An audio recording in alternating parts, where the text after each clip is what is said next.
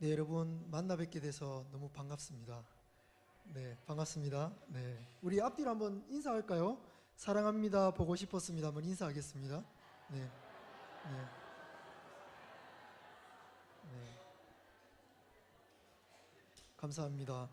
네, 저는 현재 동해하는 교회에서 청년부와 교육총괄 목사로 섬기고 있고 또 기독교 학교교육연구소라는 단체에서 쉼이 있는 교육을 담당하고 있는 쉼없는 목사, 쉴 곳을 찾아 헤매는 목사 오세환이라고 합니다. 반갑습니다. 네. 어, 혹시 쉼이 있는 교육에 대해서 한번 들어보셨나요? 네, 못 들어보셨죠? 네, 그래야 제가 할 말이 있습니다. 네, 쉼이 있는 교육은 우리 학생들이 월화수목금금금의 일상을 살고 있습니다. 원래 일주일은 월화수목금토일이잖아요. 근데 우리 학생들은 주말에 평일보다 더 열심히 학원을 가야 하고 쉼 없는 한 주를 보내고 있거든요. 그래서 저희는 월화수목금금금 이렇게 한 주에 단 하루의 쉼도 누리지 못한 채 살아가는 우리 학생들에게 일주일에 한 번이라도 쉼을 주자는 취지에서 시작된 비영리 기독운동이라고 할 수 있습니다. 저희 그 기독교 학교교육연구소의 박상진 교수님과 또 조홍교사운동의 김진우 대표님께서 함께 협업해서 세우신 단체이거든요. 관심 많이 가져주시고 네이버에 쉼이 있는 교육 치면 나옵니다. 그래서 여러분 관심 많이 가져주시고 우리 학생들이 참으로 행복한 시대를 살아갈 수 있도록 그렇게 함께 기도하는 수인중앙교회 되었으면 좋겠습니다. 저희가 이 캠페인을 왜 진행하게 되었냐 하면 저희 교회를 돌아봤더니 청소년부에 보통 30명이 출석한다면 시험 기간이 되면 적게는 20%, 많게는 70%까지 출석률이 떨어지는 것을 저희가 보게 되었습니다. 여기 인천 그 수인중앙교회는 어떤지 모르겠는데 저희 조사에 의하면 대치동에 있는 교회는 시험 기간이 되면 70%까지 출석률이 떨어진대요. 그래서 30명 출석이라 하면 시험 기간 되면 9명 오는 거예요. 9명. 그리고 앞에 찬양팀이 한 4, 5명 서면 선생님보다도 적은 숫자가 여기 앉아 있는다는 것이죠. 그래서 저희는 우리 학생들의 어떤 피곤하고 고된 삶을 이해하지만 참된 신앙은 무엇인가? 어려운 선택, 중요한 선택이 있을 때 하나님을 선택하는 것이 진정한 신앙 아닙니까? 그래서 저희는 오히려 신앙은 진짜 우리 학생들이 신앙은 한 몇 프로 정도 되는가라고 했을 때 우리 청소년들의 신앙, 진정한 신앙인은 한 부서에 한 30%에서 40%밖에 되지 않는 걸 발견했어요. 그래서 어떻게 하면 시험 기간에도 출석률이 그렇게 변동되지 않고 아이들이 진정으로 하나님을 섬기게 될까를 고민하다가 이 운동을 하게 되었습니다. 여러분 혹시 영국에 있는 세례무효화센터라는 곳을 한번 들어보셨나요? 세례무효화센터 못 들어보셨나요? 영국이 17, 18세기에 엄청난 부흥을 일으켰던 주역이었죠. 그래서 그 부모님이 하나님을 만난 뜨거운 심령으로 우리 자녀에게 유아 세례를 주고 교회에 출석하도록 했습니다. 근데 그 아이들이 이제 머리가 굵어지고 학교를 다니면서 똑똑해지고 막 이렇게 되다 보니까 이 마음에 반항심이 생긴 거예요. 그래서 왜 내 허락도 받지 않고 우리 엄마 아빠는 나에게 세례를 줬느냐? 세례 이 모든 것들을 무효하고 싶다. 나는 크리스찬이 아니다. 이렇게 하면서 찾아가는 곳이 세례 무효화 센터래요. 거기 가면 거기에 센터장이 있답니다. 우리는 보통 세례 받으면 어떻게 받습니까? 머리에 물을 뿌리고 세례를 주잖아요. 그러면 그 센터장이 나와서 우리 교회에서 하는 의식처럼 똑같이 합니다. 머리에 물을 줍니다. 그리고 세례하는 모든 방식으로 진행을 하고는 센터장이 드라이기를 가져와서 머리를 말린대요. 그러고 나서 너가 받은 모든 세례가 무효화됐음을 선포하노라 선포를 한답니다. 그리고 그날 밤 우리가 세례를 받고 하나님 앞에 감동적으로 고백했던 것 이상으로 열광적인 파티가 열린대요. 클럽보다도 훨씬 더 열광적인 그런 잔치 분위기가 된다는 것을 들었습니다. 왜 이런 현상이 일어날까요? 왜 이런 현상이 일어날까? 많은 진단들이 있습니다. 그러나 그 중에서도 가장 중요한 문제는 신앙과 삶이 분리되어 있다는 거예요. 그리고 우리 학생들의 특별한 문제는 신앙과 삶이 분리되어 있죠. 하나님이 천지를 창조했대요. 그런데 학교로 가면 이 세계는 우연으로 만들어졌답니다. 그리고 점차 진화가 되어 그것을 또 과학적으로 규명해뒀어요. 이걸 해명할 길이 없다는 거죠. 그래서 아이들의 입장에서는 신앙과 삶이 분리가 되어 있습니다. 지금 이 땅에서 살아가는 대부분의 신앙인들의 문제는 이 분리 현상이라고 말할 수 있을 거예요. 왜 교회가 지금 이 시대를 이토록 많은, 지금도 통계적으로 교회가 가장 많은 구제를 하거든요. 그런데도 불구하고 교회가 수많은 지탄을 받고 어떤 이야기를 해도 신뢰받지 못하는 처지에 처하게 되었나요? 우리가 부르짖는 신앙과 삶이 분리되어 있기 때문 아닙니까? 우리가 전하고 있는 메시지와 삶이 분리되고 있는 것 아닙니까? 이 분리 현상이 이 시대의 가장 큰 문제라고 할 수 있을 것입니다. 저도 중고등부 청소년부 사역을 참 오래 했습니다. 청소년 사역만 한 7년 했고요. 청년 사역을 한 8년째 해오고 있습니다. 제가 처음 사역했던 교회를 갔는데 거기 청소년들이 어른 300명 기준 15명이 있더라고요. 중고등부 합쳐서 15명이니까 실제적인 숫자는 중등부 한 7명, 고등부 한 7, 8명 앉아 있는 거죠. 그러면 퍼센테이로 따져보면 청소년들의 복음화율이 2% 정도 되는 거예요. 2, 3%. 제가 처음에 가서 열심히 복음을 전했습니다. 그 15명밖에 되지 않는 아이들도 시험 기간이 되니까 반으로 줄더라고요. 그래서 열심히 복음을 전했는데 한 2, 3주쯤 지나자 제가 발견한 사실이 있습니다. 거기에 고3들이 없더라고요. 그래서 숫자가 적으니까 고3이 없을 수 있겠구나 생각했는데 부장 집사님을 찾아가서 왜 이 교회에는 고3이 없습니까? 라고 여쭤봤더니 그분이 하시는 말씀이 우리 교회는 고3들이 부서 예배를 드리지 않는 것이 교회 전통입니다. 이렇게 이야기를 하더라고요. 그럼 고3 다 어디 갔습니까? 우리는 1년 동안 휴가를 주기 때문에 고3들이 드리고 싶은 애들은 일부를 드리고 학원을 가고 그래도 일부도 부담스러운 애들은 그냥 1년 정도 안 나오고 대학 때부터 다시 나옵니다. 이런 이야기를 하더라고요. 제가 상당한 충격을 받았습니다. 그래서 그 다음 주부터 이 마음에 뜨거운 하나님의 열정을 가지고 복음을 막 강력하게 전했습니다. 시험과 어떻게 하나님을 벗삼을 수 있느냐. 우리 신앙은 삶의 자리에서 꽃피우는 것이다. 중요한 선택이 있을 때 하나님을 선택하는 것이 신앙이지, 중요한 선택이 있을 때마다 중요한 것을 선택해서 하나님을 뒷전으로 미루는 것은 신앙이 아니다. 강력하게 전했더니 그 다음 주부터 고2도 안 나오더라고요. 그래서 제가 고2 학부모님들을 찾아갔습니다.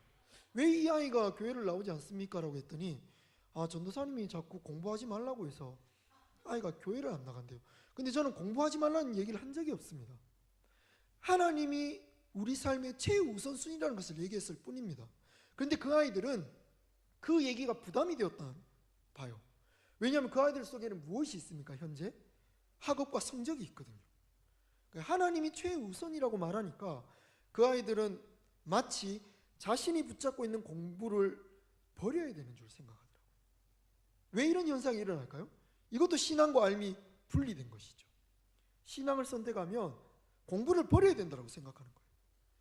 그런데 여러분들, 신앙은 그런 것이 아니지 않습니까? 하나님 안에서 통합이 되는 것이거든요. 믿음을 가지는 것은 삶을 자극하고 알게 되면 더 믿게 되거든요. 여러분, 그냥 여기 맹목적으로 믿는 사람은 없을 거라고 생각합니다. 맹목적으로 믿으면요, 사기당합니다. 제가 중학교 때 수련회를 갔는데 어떤 강사분이 오셔가지고 하시는 얘기가 믿으세요. 아멘 하세요. 아멘 하다 보면 믿어집니다. 제가 아멘 열심히 했거든요. 안 믿어지는 거예요. 그분이 하시는 말이 사기꾼의 이야기도 듣다 보면 믿어지는데 하물며 하나님의 말씀을 듣다 보면 믿어지지 않겠냐. 근데 저는 그때 중학교 2학년인데 어렸지 않습니까? 그 얘기가 저에게는 어떻게 들렸냐면 하나님은 사기꾼이구나, 이렇게 들리더라고요. 믿어지지 않는데 믿으라는 것, 그것이 어떻게 가능한 것입니까? 근데 이것을 이렇게 설명할 수 있습니다. 여러분이 인천이 아니죠. 여기 시흥이죠. 시흥 수인중앙교회를 아십니까? 네, 아시죠? 네, 제가 너무 황당한 질문을 했나요? 혹시 눈 뜨고 주무시는 거 아니죠? 네, 알겠습니다. 잘 아시죠? 여기 지금 몇 층입니까? 3층에 본당이 있습니다. 2층에는 뭐가 있죠? 교육관이 있죠. 1층에는 제가 와보니까 주차장이 있더라고요. 이런 것들을 압니다. 그런데 정말 수인중앙교회를 아십니까? 이 교회에 철근이 몇 톤 쓰였으며 모래가 몇 톤 쓰였고 벽돌이 몇 장 쓰였고 의자가 몇 개고 계단이 몇 개인지 여러분 아십니까? 모르시죠? 모르시잖아요. 모르는데 불구하고 왜 여러분들은 안다라고 생각합니까? 엄밀히 말하면요, 안다라고 믿는 거예요. 왜냐하면 그 믿음을 여러분들 네이버 쳐보시면 사전에 나옵니다. 믿음을요, 경험적으로 아는 거래요. 우리는 이 수인중앙교회를 경험적으로 알았기 때문에 이것을 믿는 것이거든요. 그래서 여러분들은 안다라고 말하는 겁니다. 근데 엄밀히 말하면 안다라고 믿는 거예요. 모든 것을 알지 못하거든요. 경험적으로 안 것만 아는 것이거든요.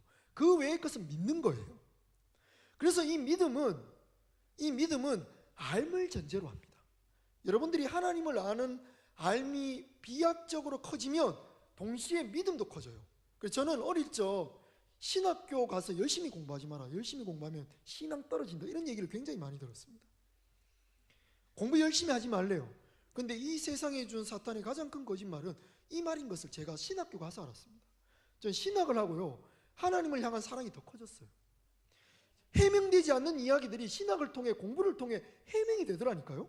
해명이 되니까 하나님을 향한 사랑이 더 커졌어요. 그 신뢰가 더 커졌습니다.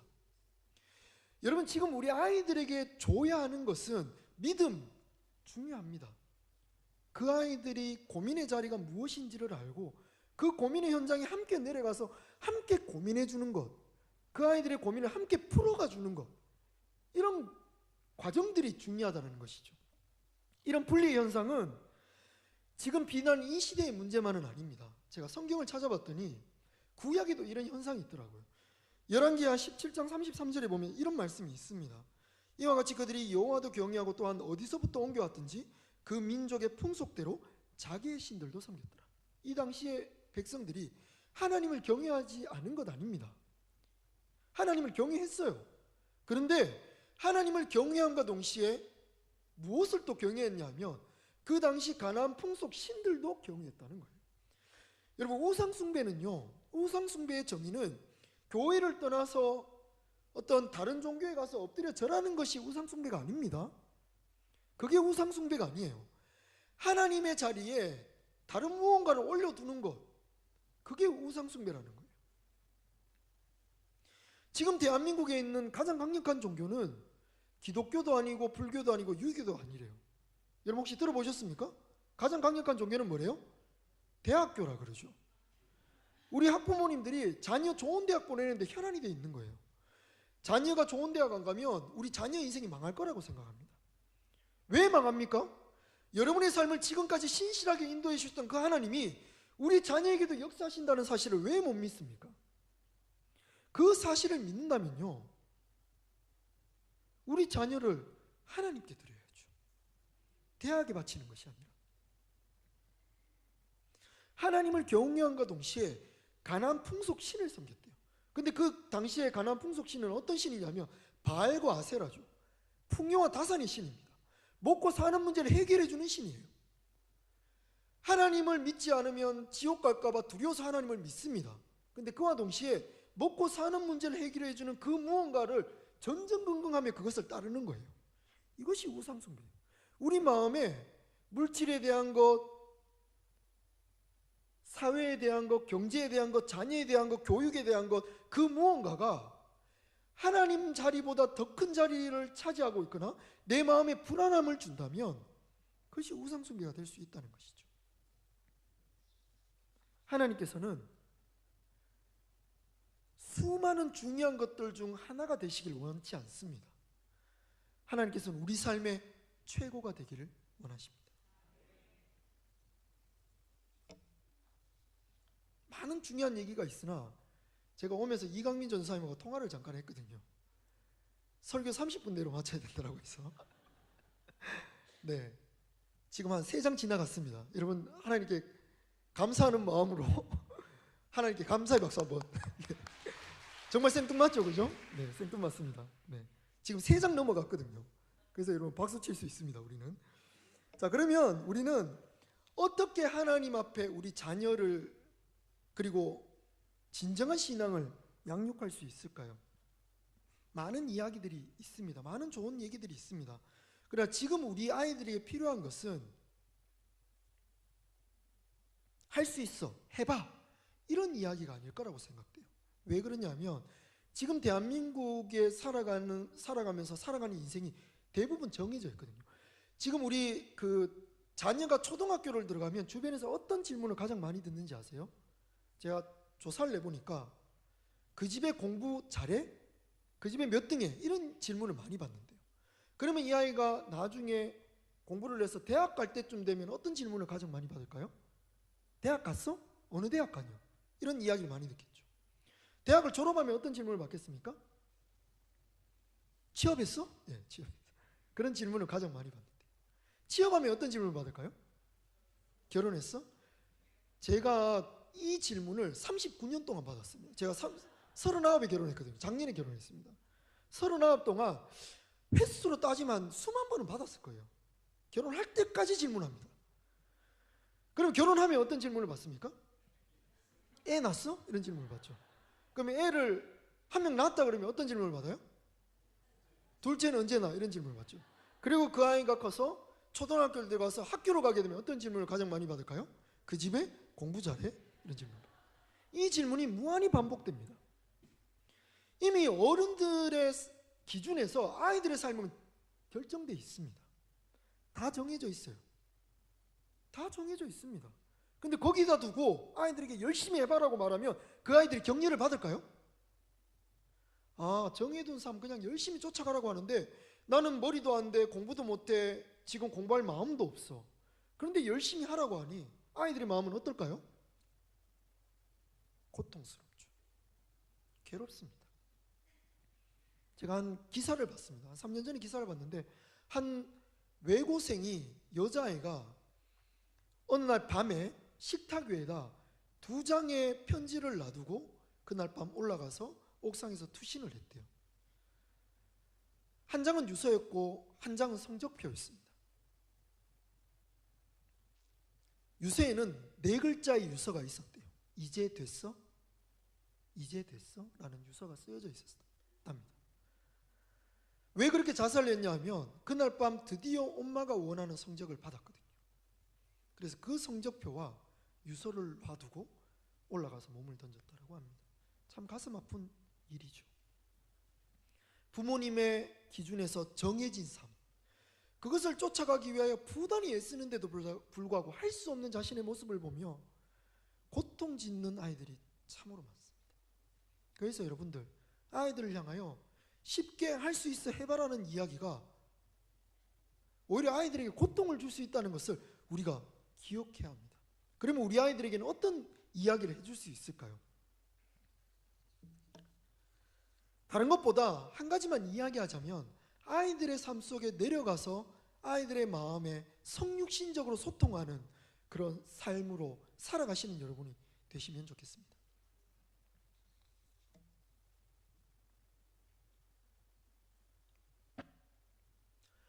제가 한 1화가 기억납니다. 예전에 응답하라 시리즈, 여러분 혹시 TV를 보셨나요? 항상 하나님의 영광은 TV를 통해 역사하죠. 이제 응답하라 시리즈 응답하라 시리즈를 봤는데 거기에 주인공들이 나옵니다. 뭐 쓰레기, 삼천포, 기억나시나요? 나정이 뭐 이런 친구들 등장하죠. 그 중에 특별히 삼천포와 빙그레가 여자친구가 없는 거예요. 모쏠이었습니다. 모태솔로. 나정이가 이런 질문을 합니다. 내가 이제부터 너희가 왜 여자친구가 없는지를 내가 알려주겠노라 하면서 문제를 하나 내요. 어떤 문제냐 하면 내가 어느 날 자취방에 페인트 칠을 하기 위하여 페인트 칠을 했는데 페인트 칠 냄새 때문에 머리에 두통이 왔다. 창문을 열었더니 바깥에 있는 매연 때문에 속이 메스껍다. 그래서 창문을 열지도 닫을지도 몰라서 남자친구에게 너희에게 전화를 해서 이런 질문을 한다라고 보자. 창문을 열까 창문을 닫을까? 너희는 어떤 대답을 해줄래 했더니 삼천포는 창문을 닫아야 돼. 그래도 페인트 냄새가 괜찮잖아. 빙그레는 창문을 열어야 된대요. 왜냐하면 그래도 매연이 메스껍지만 환기가 되어야 하니까. 나정이가 그 얘기를 듣더니 너희가 그러니까 남자친구가 없는 거야. 그날 밤 집으로 갔습니다. 집에서 서울 남자 칠봉이가 와요. 야구선수죠. 칠봉이에게 나정이가 겪은 것처럼 얘기를 해줘요. 내가 이러한 일이 있는데 창문을 닫을까 열까 이렇게 질문을 했더니 칠봉이가 어떻게 대답했는지 아십니까? 너 괜찮아? 네. TV를 열심히 보셨나 봐요. 너 괜찮아? 라고 질문했어요. 정답이 중요하지 않은 거잖아요. 지금 여자친구가 어떤 상태에 있는지 마음을 공감해주고 그 마음을 이해해주는 것이 중요하죠. 저도 남자로서 그 얘기가 이해가 안 돼요.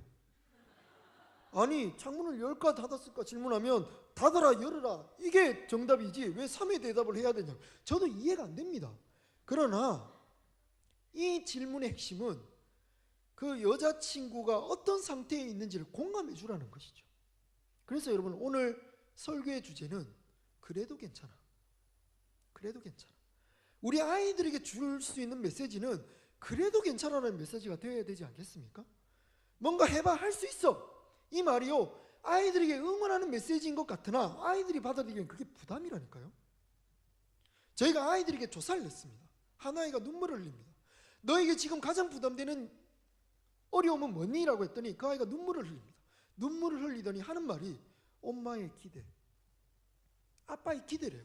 그 기대가 너무 커서 응원하는 그 말이 부담으로 느껴진다는 거예요.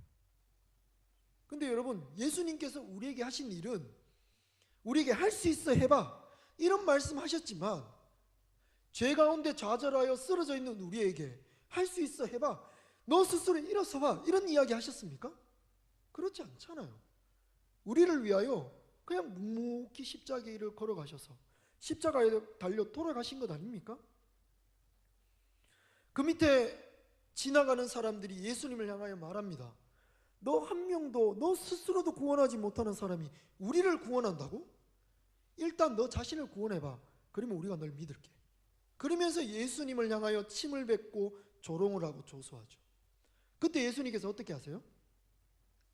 하늘을 향하여 하나님께 말씀하시기를 아버지여 저들이 하는 짓을 저들이 하는 일을 저들이 알지 못합니다.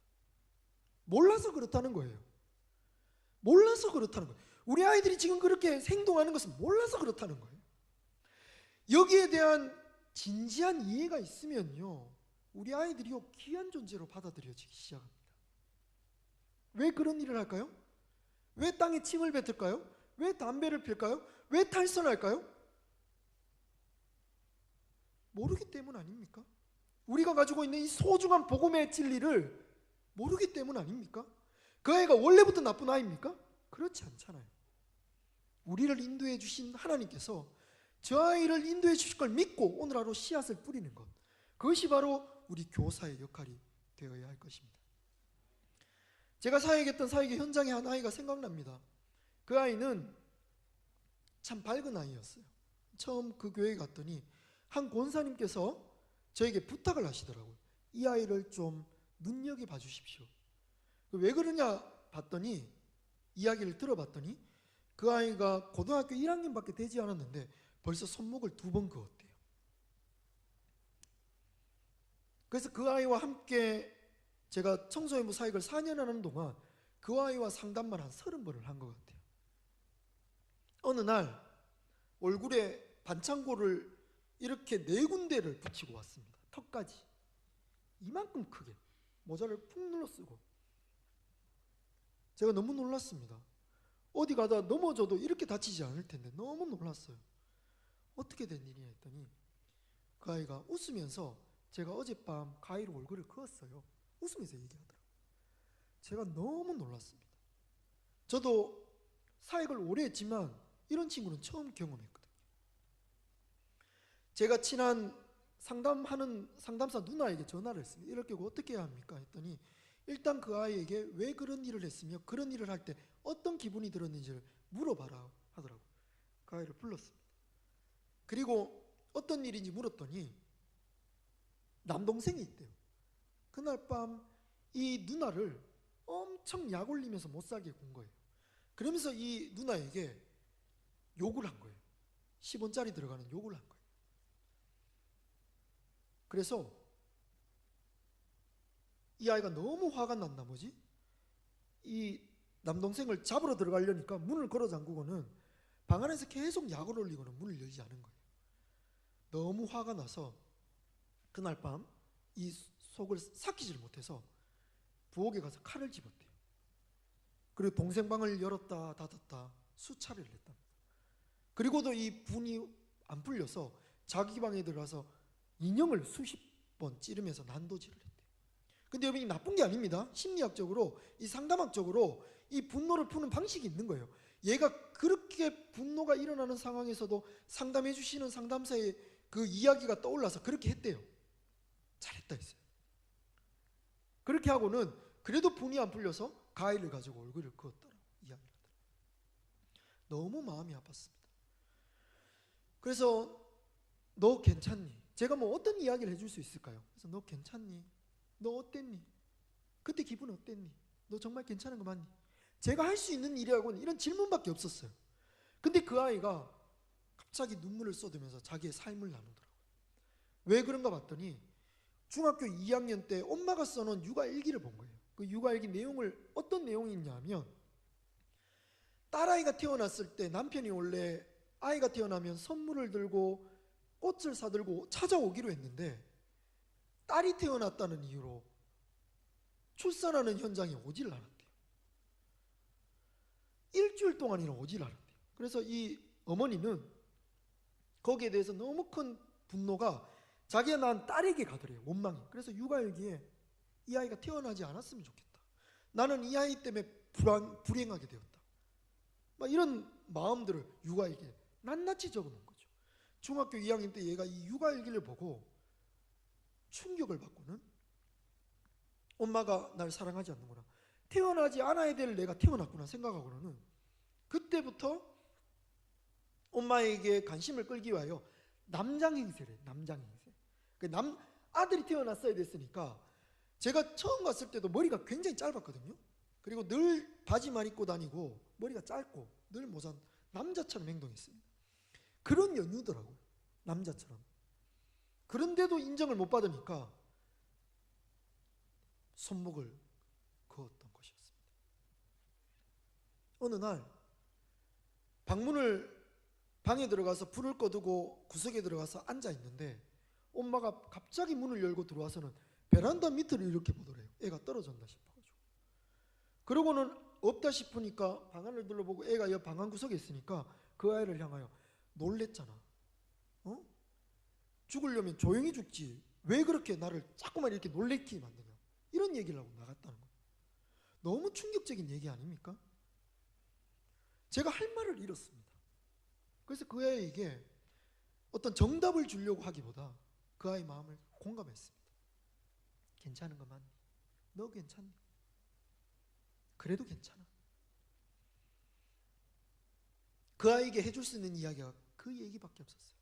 그렇게 한 20차례 했더니, 제가 그 아이가 고등학교 졸업할 때쯤 돼서 머리를 허리까지 길렀습니다. 머리를 허리까지 길렀어요. 치마도 입고.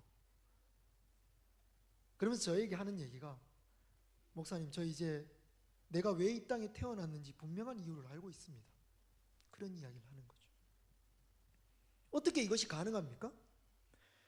정답을 주려고 하지 않았기 때문에 가능했습니다. 한 사람의 진정한 변화는요, 그 삶을 전적으로 수용해 줄 때 일어나는 것입니다. 여러분들이 하나님을 만날 때 그렇게 만난 것 아닙니까? 하나님이 우리를 언제 선택하셨습니까? 우리가 아직 죄인 되었을 때, 우리가 아직 연약할 때, 우리가 결핍의 상태에 있을 때 하나님께서 우리를 위하여 죽으심으로 하나님의 사랑을 확정하신 것이거든요. 우리가 잘날 때, 잘난 척할 때, 뭔가 화려할 때, 성공했을 때 하나님이 우리를 만나주신 것이 아닙니다. 죄인 된 상태에 있을 때 하나님께서 우리를 사랑하신다 하신 것이거든요. 우리 아이들, 우리 자녀들을 그런 모습으로 바라봐야 한다는 것이죠. 제 고등학교 때 일화입니다. 고등학교 2학년 때 제가 하나님을 뜨겁게 만나고 비전을 가진 것이 목사님이 되는 비전을 꿈꾸었습니다. 저는 목사님이 되고 싶었어요. 고등학교 2학년 때부터. 고등학교 2학년 때 엄마 손을 잡고 철학을 갔는데 거기에서 말씀을 전하시는 목사님의 말씀을 듣고 제가 인생에 회심을 했거든요. 얼마나 사는 게 행복한지 매일매일 하늘 보며 눈물을 흘리고 쉬는 시간에 벤치 나가서 하나님께 기도하고 막 그런 삶을 살았습니다. 너무 좋았어요. 그래서 누군가의 인생에 막대한 영향력을 끼쳐 절망 속에 있던 한 인생이 회복되는 그 과정이 너무나 매력적인 것을 발견하고 나도 그런 삶을 살고 싶다. 그러면서 저희 어머니에게, 저희 어머니가 대구 사람이에요. 대구 사람 B형 센 아줌마. 저희 어머니 딱 세 글자로. 저희 어머니가 대화를 진지하게 해본 적이 없습니다. 근데 그날 너무나 뜨거운 마음을 가지고 제 꿈을 나누었어요. 1시간 정도를 나눴습니다. 근데 그날따라 저희 어머니가 성격이 급하신데, 저희 어머니 이제 차에서 내리실 때 아니 몸이 빠져나오기 전에 문부터 닫는 분이거든요. 성격이 굉장히 급한 분인데 그날따라 1시간 동안 제 얘기를 들어주시더라고요. 엄마, 나의 꿈은 전 세계를 다니면서 하나님의 말씀을 전함으로 사람을 변화시키는 그런 매력적인 일을 하고 싶어요. 그렇게 제가 꿈을 나눴더니 저희 어머니가 딱 한마디 하시더라고요. 그래, 전 세계를 다니며 복음을 전하며 비행기를 타고 다니면서 복음을 전하기 전에 먼저 들어가서 네 방 청소부터 해라. 딱 비전 딱 주시더라고요. 아, 난 방 청소하는 사람이구나. 비전을 주시더라고요. 제가 들어가서 방 청소해요. 그 뒤로 이제 어머니에게 꿈을 얘기하지 않았어요.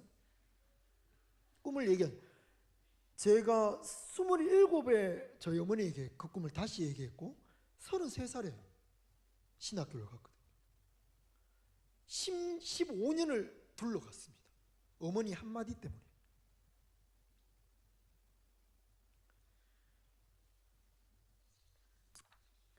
이 시대를 살아가는 아이들에게는 정답이 필요한 것이 아닙니다. 아이들의 삶의 고민 속에 함께 내려가 고민하는 것이 중요한 것이죠. 오늘의 말씀은 누가복음 15장의 이야기입니다. 저는 이것을 줄여서 돌탕이라고 말합니다. 돌아온 탕자. 여러분 다 아시죠? 내용 다 아실 겁니다. 아버지에게 미리 유산 땡겨달라고 말합니다. 그 당시는 명예와 수치 문화였기 때문에 미리 유산을 땡겨달라는 말은 아버지의 명예에 심각한 침해를 주는 것이기 때문에 돌을 맞아 죽어도 모자람이 없는 것이죠. 그런데 희한하게 아버지는 그 아들에게 자신의 유산을 줍니다. 아들은 그 유산을 가지고 이웃 나라에 가서 화랑방탕하게 살죠.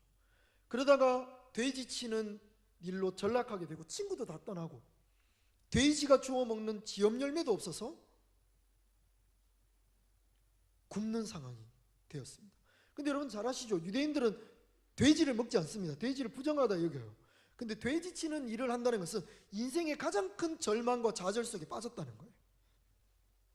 근데 어느 날 갑자기 문득 자신의 아버지를 떠올립니다.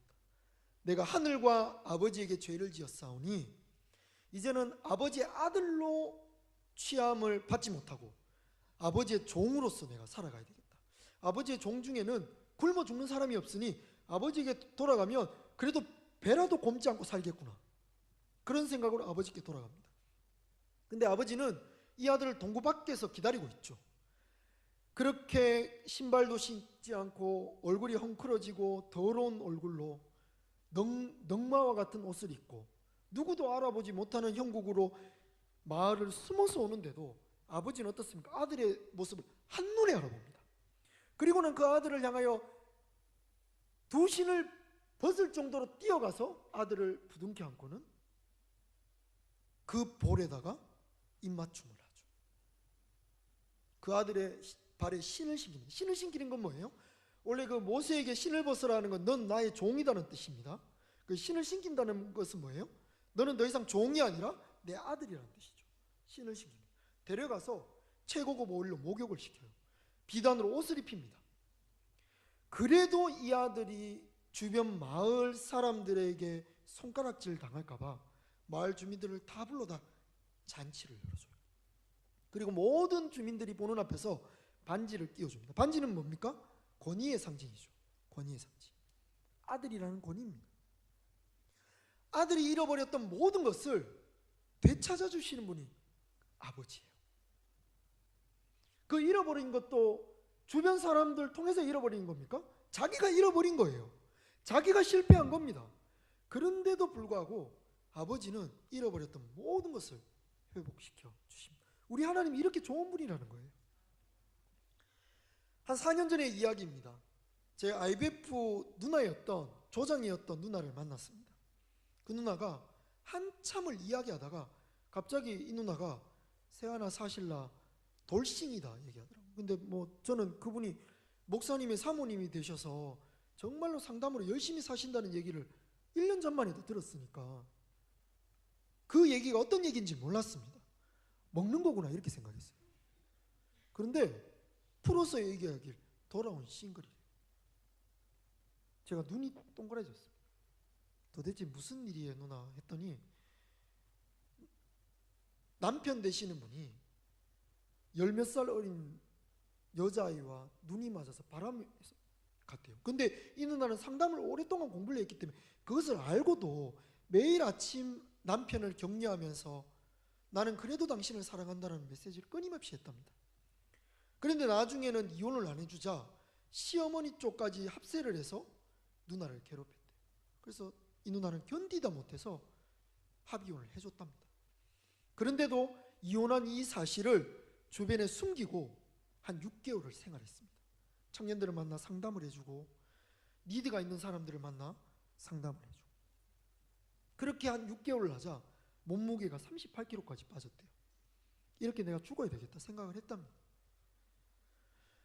그렇게 모든 삶을 뒤로 한 채 고향인 안동으로 내려가게 됩니다. 안동으로 내려가서 문을 걸어 잠그고 그렇게 이렇게 죽겠다라는 생각으로 모든 몸에 물이 빠진 것처럼 삶을 포기한 채 살아가다가 그렇게 생활을 하는데 어머니가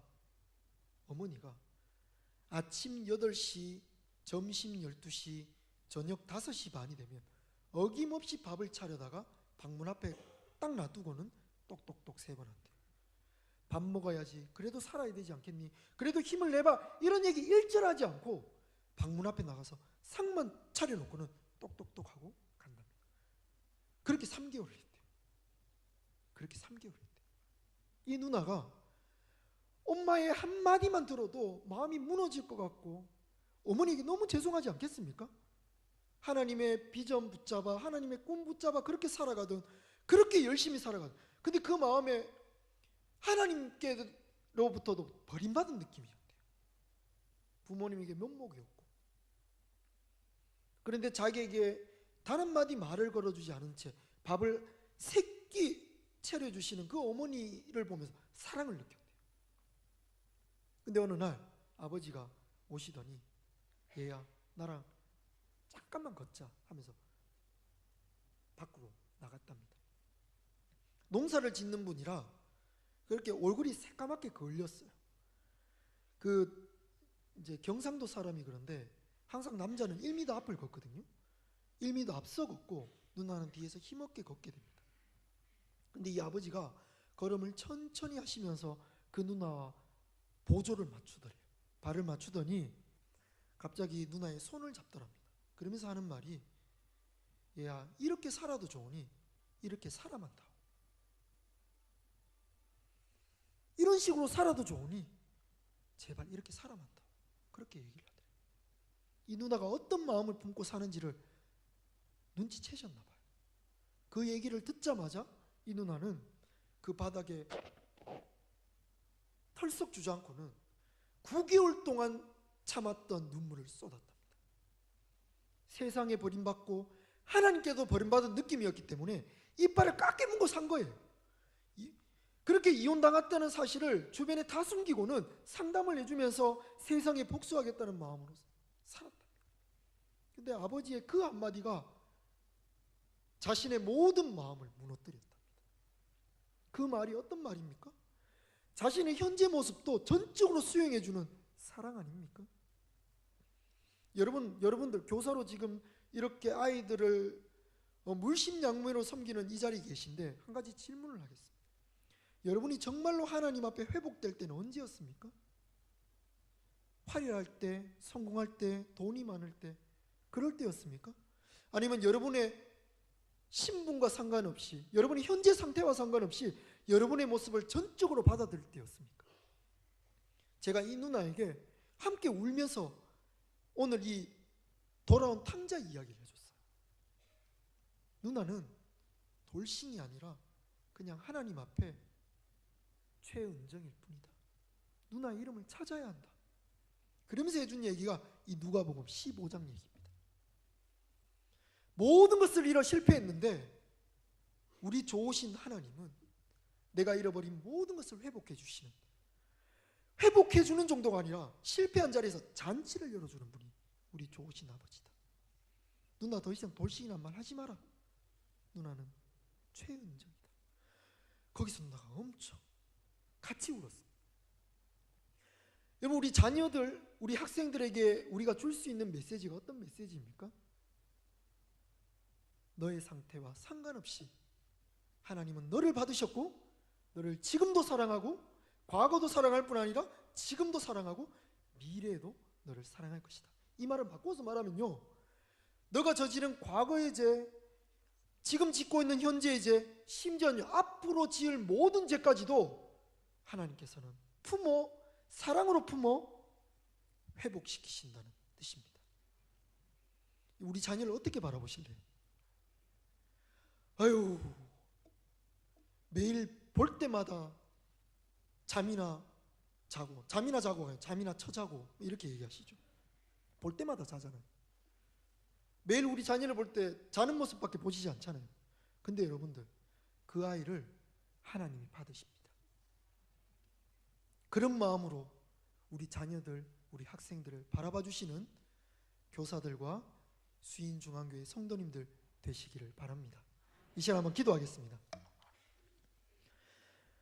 사랑해 주님 감사합니다.